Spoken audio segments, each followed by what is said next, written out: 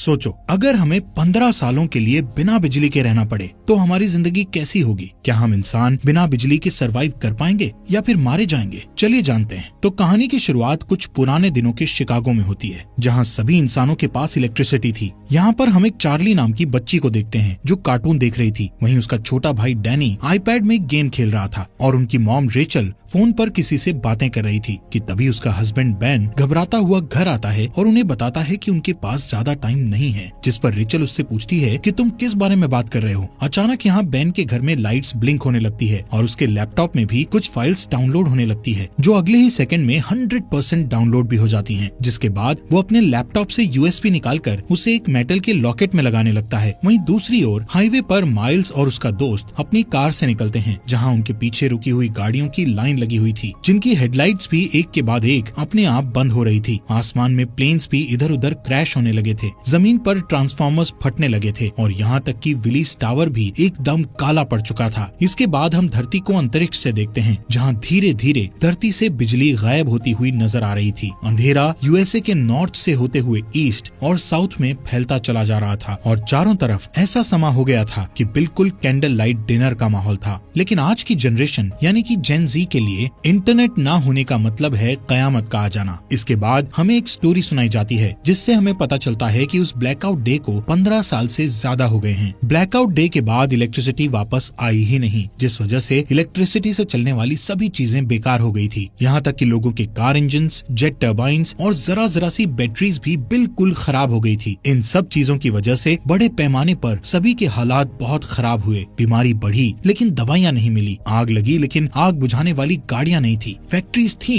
लेकिन वहाँ खाने के लिए कुछ नहीं था और सभी लोग हाथ से काम कर रहे थे। जिसके बाद जल्द ही सरकारें गिरने लगी और मिलिटियास बढ़ने लगी थी। ब्लैकआउट के बाद यूनाइटेड स्टेट्स 6 भागों में बंट चुका था, जो कि the Monroe Republic, the Georgia Federation, the Plains Nation, Texas, the California Commonwealth और बाकी बंजर जमीन थी। इन सभी शहरों के ऐसे हालात को देखकर ज्यादातर लोग यहाँ से कहीं और शिफ्ट हो चुके थे, जिनमें से एक बैन और उसकी फैमिली भी थी, क्योंकि वो वहाँ के विलेज एरिया में रहने लगे थे, जो कि द मोनरो रिपब्लिक एक पीसफुल कॉलोनी थी, जहाँ कुछ 100 लोग जाकर बस गए थे। यहाँ हमें पता चलता है कि बेन की वाइफ का कुछ साल पहले ही देहांत हो गया था और अब वो एक ब्रिटिश मेडिकल डॉक्टर मैगी को डेट कर रहा था। उसके बच्चे डैनी और चार्ली भी अब बड़े हो चुके हैं, लेकिन डैनी को अकेले रहना ज्यादा पसंद है, क्योंकि वो अस्थमा की बीमारी से गुजर रहा है। ऐसे ही एक दिन चार्ली अपने भाई के साथ जंगल में जाती है, जहाँ उन्हें एक एबेंडन वैन दिखती है। चार्ली उसके अंदर जाती है और वहाँ उसे एक मिनी फ्रिज मिलता है, जिसे देखकर उसे अपने बचपन की याद आने लगती है, जब ब्लैकआउट डे के बाद उसके मॉम डैड ने उसे वो पिघली हुई आइसक्रीम दी थी, क्योंकि वो उस वक्त की आखिरी आइसक्रीम थी। एक दिन जब चार्ली हर दिन की तरह जंगल में एक चक्कर लगाने जाती है, तब मोनरो मिलिटिया, जो कि मोनरो रिपब्लिक की मिलिट्री फोर्स है, वो कॉलोनी के अंदर आते ही धावा बोल देती है। मिलिटिया की कलाई पर एक टैटू गुदा हुआ था, जो कि मोनरो रिपब्लिक के मेंबर्स का सिंबल था, जिससे उन्हें पहचाना जा सकता था। अब क्योंकि ये मोनरो रिपब्लिक के सेटलमेंट का समय है, इसलिए वहाँ रहने वाले सभी लोगों को टैक्स के रूप में अपनी फसलें देना उनकी जिम्मेदारी है। हालांकि बेन जानता है कि ये टैक्स से कहीं ज्यादा है। बेन को लगता है कि उनके साथ कुछ बुरा होने वाला है, इसलिए वो अपने सबसे अच्छे दोस्त आरोन के पास जाता है और उसे वो लॉकेट दे देता है, जिसमें बेन ने मूवी के शुरू में वो यूएसबी लगाया था। बेन आरोन से कहता है कि चाहे कुछ भी हो जाए, तुम्हें इस लॉकेट को कुछ नहीं होने देना। तभी उस मिलिटिया ग्रुप का कैप्टन मेजर टॉम नेवेल वहाँ आ जाता है और बेन को अपने साथ चलने के लिए कहता है। वो उससे उसके भाई माइल्स के बारे में पूछता है, जिस पर बेन कहता है कि वो माइल्स से पिछले 15 सालों से नहीं मिला है। वहाँ मौजूद सभी लोग डर के मारे देखते हैं कि मिलिटिया ग्रुप अपने कदम वापस लेने लगता है कि अचानक वहाँ डैनी आकर उनकी ओर क्रॉसबो पॉइंट करता हुआ अपने डैड को ना ले जाने की धमकी देता है। बेन उसे शांत करने की कोशिश करता है, लेकिन इससे कोई फायदा नहीं होता और गलती से डैनी उन पर गोली चला देता है, जिससे वहाँ मौजूद एक दुश्मन मारा जाता है। ये देखकर एकदम से सभी लोग मिलिटिया पर हमला करना शुरू कर देते हैं, लेकिन इस लड़ाई में उनका कोई मुकाबला नहीं होता और कई लोग मिलिटिया द्वारा मारे जाते हैं, जिसमें टॉम और बाकी लोगों को छोड़ दिया जाता है। लेकिन मिलिटिया ने डैनी को बंदी बना लिया था। कुछ देर बाद जब चार्ली वापस अपने घर आती है, तो यहाँ वो अपने डैड को खून में लथपथ पाती है, जहाँ वो अपनी आखिरी सांसें ले रहा था। वो उसे बताता है कि डैनी को मिलिटिया के लोग किडनैप करके ले गए हैं और अब उन लोगों की आखिरी उम्मीद सिर्फ माइल्स ही है, जो शिकागो में कहीं रह रहा है। चार्ली रोते हुए अपने डैड को बचाने की कोशिश करती है, लेकिन बेन मरने से पहले उसे अंकल माइल्स को ढूंढने के लिए कहता है, जिसके बाद उसकी मौत हो जाती है। अपने डैड के ऐसे मरने से चार्ली पूरी तरह टूट चुकी थी, लेकिन उसके पास शोक मनाने तक का टाइम नहीं था। वो अपना सामान पैक करती है और अकेले बाहर निकलने के लिए तैयार हो जाती है, लेकिन मैगी और आरॉन उसे अकेले नहीं जाने देते, जिसके बाद वो खुद उसके साथ जाने को तैयार हो जाते हैं, जो चार्ली को बिल्कुल पसंद नहीं आता। इसके बाद तीनों खतरनाक रास्तों से होते हुए पूरे दिन सफर करते हैं, जिससे तीनों के बीच बॉन्ड और भी ज्यादा मजबूत हो जाता है। अगले दिन चार्ली जब पानी लेने के लिए झरने के पास जाती है तो उसे एक नेट नाम का लड़का दिखता है, जिसे देखकर वो वहीं रुक जाती है। अब क्योंकि पूरी दुनिया ब्लैकआउट में चली गई थी, इसलिए तब के बाद से हर इंसान को पहली बार में देखकर खतरा ही समझा जाने लगा था। यहाँ तक कि चार्ली जैसी लड़की के लिए बहुत सी चीजें दिमाग में होती हैं, लेकिन खुशकिस्मती से नेट सिर्फ उससे उसका नाम पूछता है और उसे जाने देता है। उस रात चार्ली और उसके दोस्तों को एक टूटा फूटा प्लेन मिलता है, जिसमें वो रात गुजारने की सोचते हैं, लेकिन बदकिस्मती से ये स्कैवेंजर्स ग्रुप का ठिकाना था, जहाँ उन लोगों को देखकर कुछ चोर यहाँ आते हैं और चाकू की नोक पर उनमें से एक चार्ली को उनसे दूर ले जाता है। मैगी को यहाँ कुछ खतरा महसूस होता है कि तभी वो अपने तेज दिमाग का इस्तेमाल करके उन चोरों को विस्की पिला देती है, जिसकी ठीक बाद वो लोग उल्टी करते हैं और मर जाते हैं। वहीं दूसरी ओर आखिरी चोर चार्ली को मारने की कोशिश करता है कि तभी अचानक वहाँ नेट आ जाता है और उसे बचा लेता है। अगली सुबह नेट उन तीनों के साथ जाता है, क्योंकि यहाँ पता चलता है कि वो भी उनके साथ शिकागो जा रहा है। मैगी उसे अपनी टीम में देखकर कंफ्यूज हो जाती है, क्योंकि नेट उसके लिए बिल्कुल अनजान था, इसलिए वो चार्ली को वार्निंग देती है कि उसे ऐसे ही किसी पर भरोसा नहीं करना चाहिए। लेकिन कुछ देर बाद उसे याद आता है कि हर कोई बुरा नहीं है, इसलिए अब उसे नेट से कोई परेशानी नहीं थी। अगले सीन में जब मेजर टॉम और उसकी आर्मी आराम कर रही थी तो डैनी इस बात का फायदा उठाकर वहाँ से भागने की कोशिश करता है और हथकड़ियों का ताला खोलकर भाग जाता है। लेकिन कुछ दूर और भागने के बाद उसे अस्थमा का दौरा पड़ता है और वो वहीं एक घर के पास गिरकर बेहोश हो जाता है। कुछ घंटों बाद जब उसकी आंख खुलती है तो वो अपने सामने एक लड़की को उस पर बंदूक ताने देखता है। वो लड़की अपना नाम ग्रेस बताते हुए उससे पूछती है कि वो कहाँ से आया है, जिस पर डैनी बताता है कि कुछ लोगों ने उसे किडनैप कर लिया था, जिनसे बचता हुआ वो यहाँ आया है। ये सुनकर वो लड़की बंदूक नीचे करती है, जिसके बाद वो उसे अस्थमा पंप देती है और बताती है कि ये उसके मरे हुए बेटे का है। इसके बाद हम उन चारों के ग्रुप को देखते हैं जो फाइनली शिकागो पहुंचते हैं, जो कि मोन्ट्रो रिपब्लिक में ही है। यहाँ देखने लायक बात है कि रिगली फील्ड पूरी तरह से आईवी प्लांट से कवर्ड है, सड़कें मछुआरों से भरी हुई है और फोक्सवैगन बीटल जैसी गाड़ियों को घोड़े की बग्गी में बदल दिया गया है। बेन की बताई जानकारी के बाद वो सभी एक होटल में पहुँचते हैं। बारटेंडर से माइल्स के बारे में पूछते हैं। पहले तो वो बारटेंडर माइल्स नाम के किसी इंसान को जानने से मना कर देता है, लेकिन जब चार्ली उसे अपने डैड बेन के बारे में बताती है कि हाल ही में उनकी डेथ हुई है, तो वो बताता है कि वो खुद ही माइल्स है, लेकिन वो उन सभी से अपनी पहचान को छुपाए रखने के लिए बोलता है। कुछ देर बाद माइल्स अपनी भतीजी को अंदर ले जाता है और उससे प्राइवेटली बात करता है, जहाँ चार्ली बताती है कि कैसे मिलिटिया ने उसके डैड को बेरहमी से मार डाला और डैनी को किडनैप करके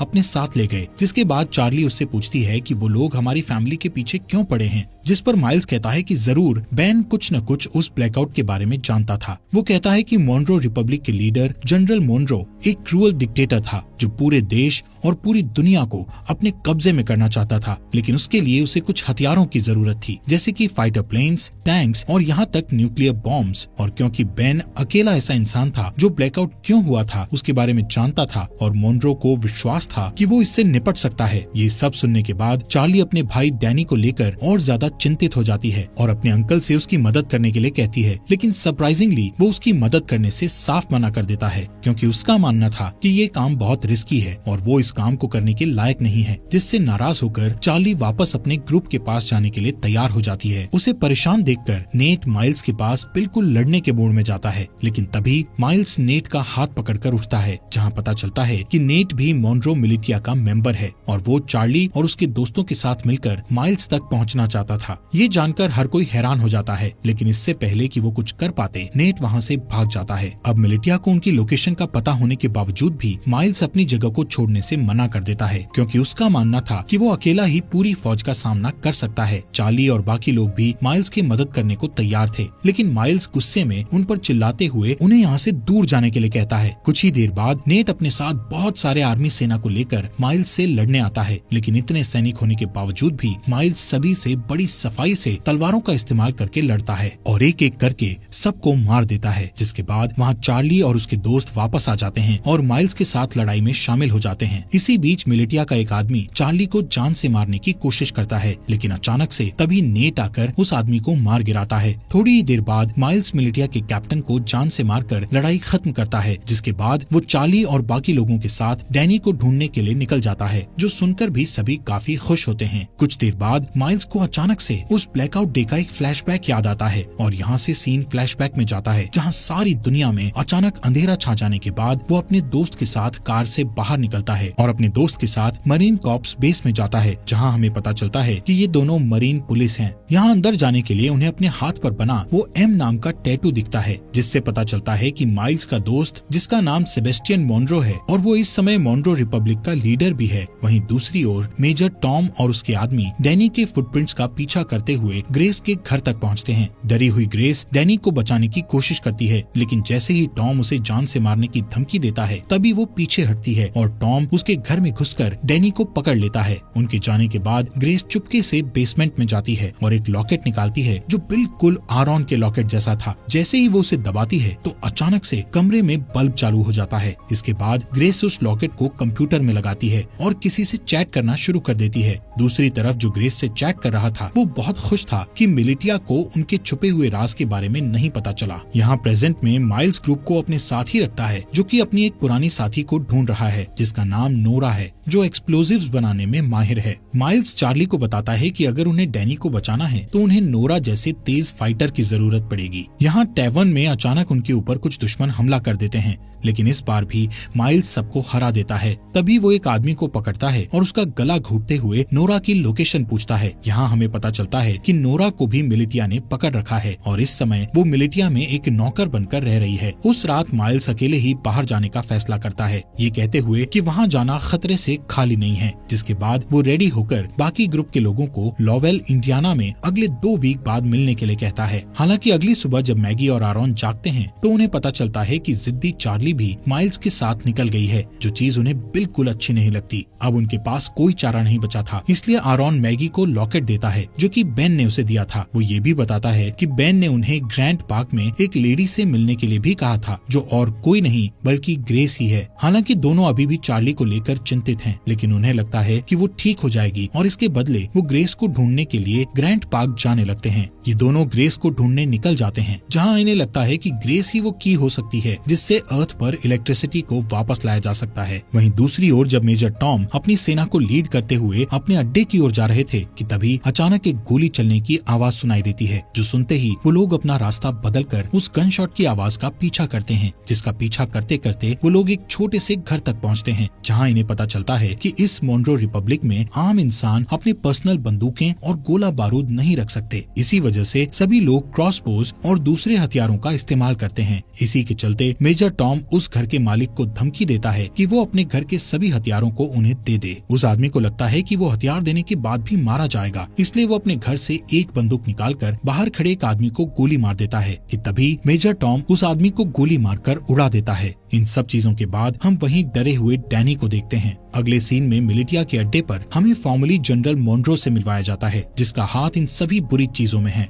मॉनरो वहाँ मौजूद एक आदमी से अपने हथियारों के बारे में पूछता है, लेकिन जब वो डरा हुआ आदमी उसका कोई जवाब नहीं देता तो वो उसे बेरहमी से जान से मार देता है। जिसके बाद वो दूसरे रूम में अपने एक दूसरे वर्कर के पास जाता है, जहाँ हमें पता चलता है कि ये बेन की वाइफ रेचल है, जिसे हम मरा हुआ मानते हैं। यहाँ मॉनरो रेचल को बताता है कि बेन मर चुका है और ये सुनकर रेचल बहुत परेशान हो जाती है। इस दौरान चार्ली पूरे दिन जंगल में घूमती हुई आखिर में अपने अंकल को ढूंढती है, जहाँ माइल्स उससे गुस्सा था क्योंकि उसने उसकी बात नहीं सुनी थी। लेकिन जब चार्ली बताती है कि उसके भाई को अस्थमा का दौरा पड़ता है तो वो शांत हो जाता है। कुछ देर बाद उन्हें ढेर सारे मजदूर दिखते हैं जो हाथों से हेलीकॉप्टर को खींचकर ले जा रहे थे। यहाँ पता चलता है कि जनरल मॉनरो को विश्वास है कि एक दिन इलेक्ट्रिसिटी जरूर आएगी और उस दिन के लिए वो खुद को तैयार करना अभी से शुरू कर देता है। इन सभी मजदूरों में माइल्स नोरा को भी देखता है और चार्ली से कहता है कि उसे इतने सारे लोगों में से बचाना मुश्किल होगा क्योंकि यहाँ कई सारे गार्ड्स के पास स्नाइपर राइफल भी हैं। लेकिन माइल्स अपने दोस्त को हर हालत में बचाना चाहता है। वो नोरा को बचाने का प्लान बनाते हुए रात होने का इंतजार करता है और जैसे ही रात होती है तो सबसे पहले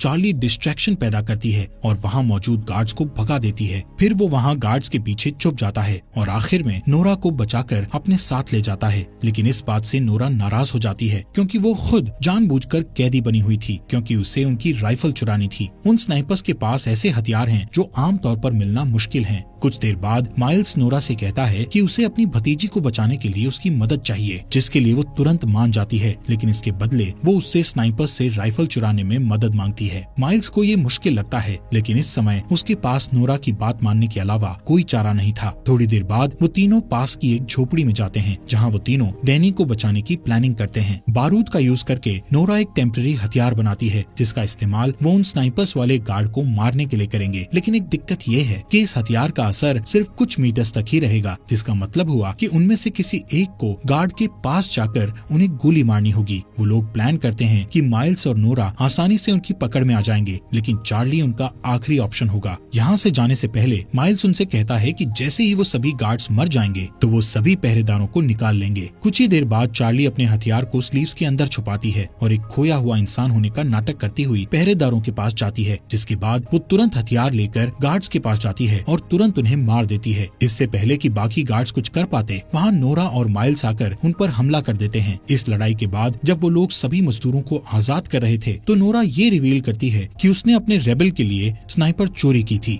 वहाँ ग्रैंड पार्क में जब ग्रेस अपने कंप्यूटर पर टाइप कर रही होती है, तभी कोई आदमी उसके घर में घुसकर उसके सामने आता है। उस आदमी के पास भी सेम वही लॉकेट था जो उसकी टेजर स्टिक एनर्जी छोड़ रहा था। दूसरी ओर माइल्स नोरा को रेबल का साथ छोड़ने के लिए मनाने की पूरी कोशिश करता है, लेकिन वो मना कर देती है। यहाँ हमें पता चलता है कि पहले ये दोनों कपल थे, लेकिन ब्लैकआउट के बाद उन्हें ब्रेकअप करना पड़ा। ऐसे ही कुछ देर बाद वो दोनों रेबल के ठिकाने पर पहुँच जाते हैं, जहाँ उन्हें एक पादरी मिलता है। पादरी खुश था कि नोरा स्नाइपर गन लेकर आई है, लेकिन बुरी खबर ये थी कि उनकी सेना पर अभी भी लगातार हमला किया जा रहा है। जब ग्रुप ठिकाने पर पहुंचता है तो उन्हें अंदर कुछ घायल आदमी बैठे मिलते हैं। पादरी यहाँ ये भी बताता है कि इन सभी आदमियों में से एक आदमी गायब है, जो सुनकर माइल्स तुरंत सभी को ये जगह छोड़ने के लिए कहता है, क्योंकि उसका मानना है कि मिलिटिया उसके आदमियों से पूछताछ कर रही है और इस जगह से भागने का यही सही समय है। नोरा इस बात के लिए मान जाती है, लेकिन उससे 30 मिनट मांगती है, क्योंकि वो घायल आदमियों को ठीक करना चाहती थी। बदकिस्मती से उसका ये डिसीजन गलत साबित होता है, क्योंकि कुछ ही मिनटों के बाद कैप्टन एडम मिलिटिया के साथ दिखाई देता है। उन्हें कुछ देर रोकने के लिए माइल्स अपने बेस्ट शूटर को स्नाइपर के साथ ऊपर भेजता है और उसका ये प्लान काम करता है, क्योंकि ऊपर भेजा गया वो स्नाइपर मिलिटिया के कई लोगों को घायल कर देता है, जिससे उन्हें पीछे हटने पर मजबूर होना पड़ता है। इस लड़ाई के चलते रात हो जाती है। यहाँ बेसमेंट के अंदर माइल्स और बाकी लोग दीवार के सहारे एक सुरंग बनाने की कोशिश करते हैं ताकि एक तरफ से दूसरी तरफ जा सकें, लेकिन उनका ये प्लान पूरी तरह से फेल हो जाता है, क्योंकि दीवार में सुरंग खोदते समय दीवार गिरने लगती है और माइल्स उस गड्ढे में गिर जाता है, जिससे उनकी पूरी मेहनत खराब हो जाती है। ठीक इसके बाद छत पर बैठे स्नाइपर की मौत हो जाती है, जिसके बाद कैप्टन एडम और उसके लोग बेसमेंट में घुस जाते हैं। लेकिन माइल्स, जो बहुत बढ़िया तलवारबाज है, वो कुछ आदमियों को नीचे गिराता है और एडम को बंदी बना लेता है। फिर वो उसे दूसरे रूम में बंद कर देता है और यहाँ से भागने के तरीके सोचने लगता है। यहाँ हैरानी की बात ये होती है कि एडम माइल्स को पहचान लेता है, जिससे कमरे में मौजूद सभी लोग हैरान रह जाते हैं। ये देखकर चार्ली उनसे पूछती है, तुम एक दूसरे को कैसे जानते हो? यहाँ कहानी एक अलग मोड़ लेती है, जहाँ एडम ये रिवील करता है कि पहले माइल्स जनरल मुनरो का राइट हैंड था। यहाँ तक कि माइल्स वो इंसान है जिसने मिलिटिया को लड़ना सिखाकर इतना खतरनाक बनाया है। लेकिन इतना रिवील होने के बावजूद भी माइल्स उन्हें मारने पर अपना फोकस रखता है। माइल्स उनके सामने एक डील रखता है, जिसमें वो खुद को मुनरो मिलिटिया के सामने सरेंडर करेगा, लेकिन उसके बदले में उसके ग्रुप के किसी भी इंसान को कोई नुकसान नहीं पहुँचाया जाएगा। किसी वजह से एडम ये डील एक्सेप्ट कर लेता है। हो सकता है उसे अपनी जान की परवाह हो इसलिए। खैर, इसके बाद जल्द ही माइल्स को मुनरो मिलिटिया ले जाया जाता है। यहाँ से सीन फ्लैशबैक में जाता है, जहाँ हम ब्लैकआउट के 2 वीक बाद का सीन देखते हैं, जब माइल्स अपने भाई को ढूंढने के लिए शिकागो आया था और उसका सबसे अच्छा दोस्त मुनरो भी उसके साथ था। वहीं रास्ते में उन्हें 2 आदमी मिलते हैं, जिनमें से एक आदमी दूसरे को बहुत बुरी तरह पीट रहा था। एक अच्छा इंसान होने के नाते माइल्स उनके पास जाता है और अपनी बंदूक निकालकर उनमें से एक को गोली मार देता है। इसके बाद दोनों दोस्त उस बचे हुए चोटिल इंसान की मदद करते हैं, जो और कोई नहीं बल्कि कैप्टन एडम ही था, और इसीलिए वो आज तक माइल्स की इतनी रिस्पेक्ट करता है, क्योंकि उसने उसकी जान बचाई थी। यहाँ से सीन वापस प्रेजेंट में आता है। जैसे ही माइल्स मिलिटिया को अपनी जगह पर ले जा रहा था तो रास्ते में वो एक ब्रिज पार करते हैं, जहाँ अचानक से एक एक्सप्लोजन होता है, जिससे सभी लोग चौंक जाते हैं। और इसी दौरान नोरा और चार्ली माइल्स को उनसे बचा लेते हैं। वहाँ से जाने से पहले वो एक और एक्सप्लोजन करते हैं, जिससे वो पकड़े न जाएं। वहीं दूसरी ओर मैगी और आरोन, जो ग्रेस को ढूंढने ढूंढने के मिशन पर हैं। आखिरकार वो उसके घर तक पहुंच जाते हैं, लेकिन उस घर में कोई भी नहीं था क्योंकि ग्रेस ने ये घर छोड़ दिया था। यहाँ आरॉन, जो गूगल का एक पुराना एम्प्लॉय होने का दावा करता है और कहता है कि वो कंप्यूटर के बारे में बहुत कुछ जानता है। इसके बाद वो बेसमेंट में जाता है जहाँ उसे ग्रेस का कंप्यूटर रखा मिलता है, जिसे देखकर पता चलता है कि इसे हाल ही में बनाया गया था, जिससे पता चलता है कि यहाँ इलेक्ट्रिसिटी थी। हालांकि जब वो कई घंटों तक कंप्यूटर की जांच पड़ताल करता है तो उसे वहाँ कोई सुराग नहीं मिलता। आरॉन थक जाता है और ऊपर जाकर वो कंप्यूटर मैगी को दिखाता है। तभी उसका लॉकेट चमकने लगता है और पास में रखे हेडफोन में गाना बजना शुरू हो जाता है, जहाँ मैगी के आईफोन में जान सी आ जाती है, जिसकी वजह से वो कई सालों बाद अपने बच्चों को देखती है। दोस्तों, हमारे फॉक्स एक्सप्लेनर हिंदी चैनल को सब्सक्राइब करना मत भूलना। और ये रेवोल्यूशन वेब सीरीज आपको यहाँ तक कैसी लगी, इस सीरीज के नेक्स्ट एपिसोड लाएं या नहीं, कमेंट बॉक्स में हमें जरूर बताएं।